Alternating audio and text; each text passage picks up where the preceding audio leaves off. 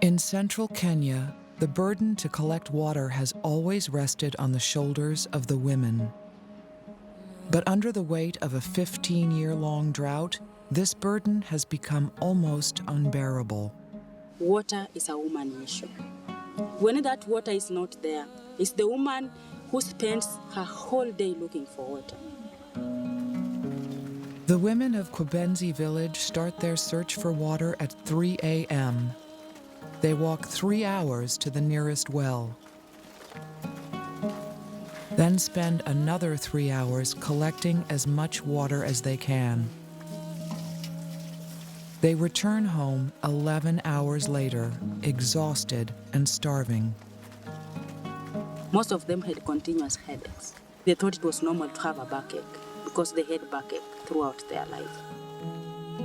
And a woman who is expectant, you carry that water on your back for those many kilometers. Most women have miscarriages. To keep their families alive, every drop these women carry back must be used for cooking and drinking, leaving nothing for other basic needs. Hygiene issues was a big problem. Women and children were not washing themselves. Women used actually to use cow urine to wash utensils. And they used to clean their children's faces using saliva. But under the guidance of community worker Mary Obiero, things are about to change. The women plan to build a sand dam, a project that will ensure a constant water supply. Each year, this dry riverbed near their village floods for several weeks, but the water quickly disappears down the valley before the villagers can use it.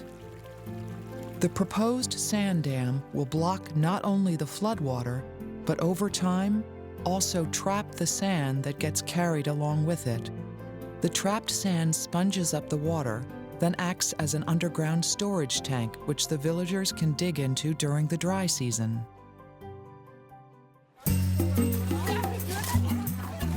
With a plan laid out, the building begins.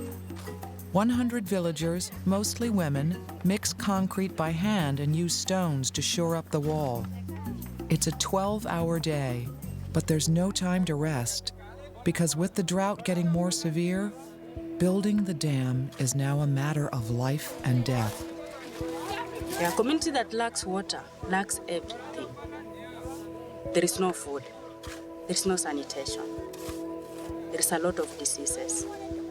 Children die before they see their first birthday. Within this community, one group suffers the most: the girls. Many times, girl child, they accompany their mothers to go and look for water. Then this girl would not go to school. And if there are younger siblings at home, the older girls stay behind to take care of them. For the few girls who do attend school, their education is interrupted every month when they have their period.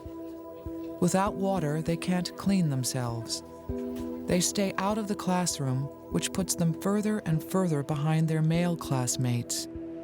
Eventually, they drop out.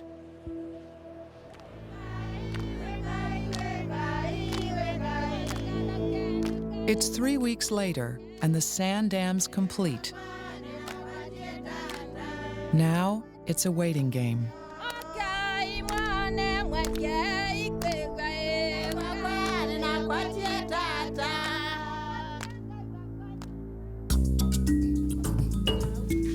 It's only been a few months, and life here has already been revolutionized. The sand dam has matured. The once 11-hour trek has been reduced to just 30 minutes. And the women only have to dig a few inches into the accumulated sand to reach the trapped water. Women now have the energy.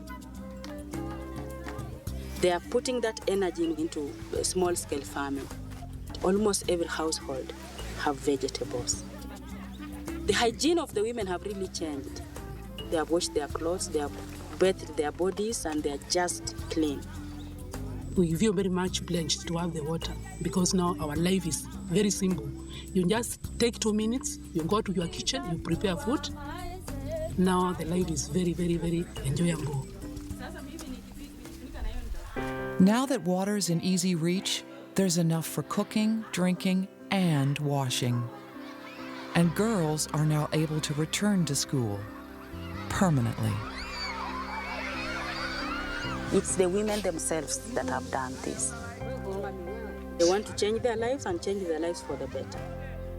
And they want their children to live a better life.